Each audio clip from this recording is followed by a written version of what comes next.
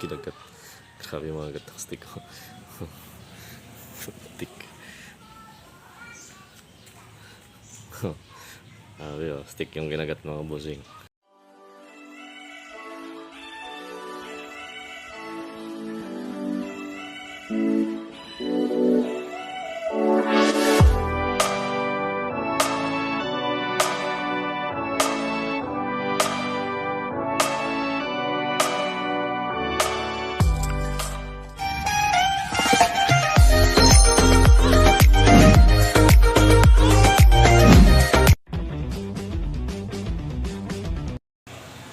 Oh, yan mga bossing, no? Yan yung bagong paborito ng mga Japan natin ngayon. Ang dami kasi nito, no? So, ipapakita ko sa inyo sa Facebook page natin. Paano natin pinagkukuha to. Ang dami talaga nito. Sa bukirid lang, no? So, yan, no? Ang laki pa, oh. Gigil yung mga gagambang Japan, no?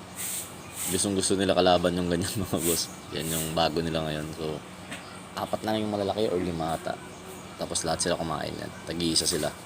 So, hindi ko na nabidyoan yung iba. So, ito yun. Mga palagpaw.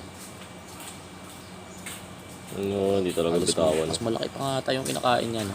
Ito yung medyo maliit-liit na gagambang Japan to. Pero mamaya, tignan nyo.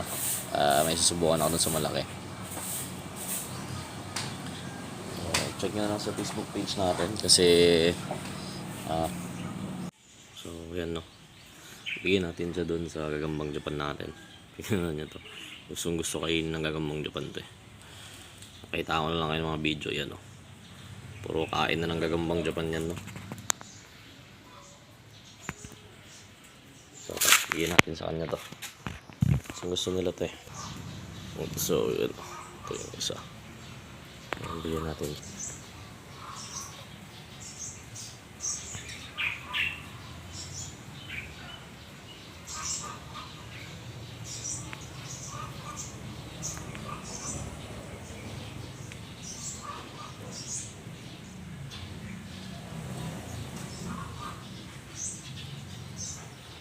Stick.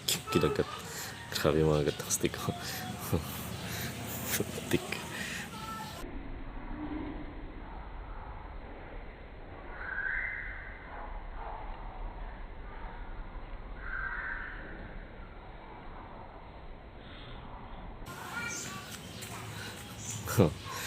Grabe oh, stick yung kinagat mga bossing. Kaya malaglag yung stick, no? Dali.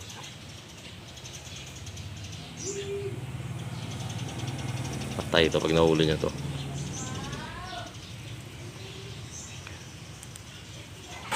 Stick yung itong stick.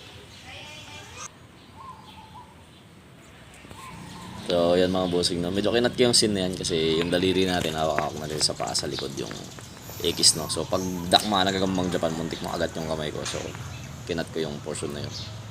So yan mga bossing. Yan yung bagong kaibigan ng mga gagambang Japan natin ngayon, no? Napakadami kasi yan dito sa palayan. Halos hindi maubos yan, no?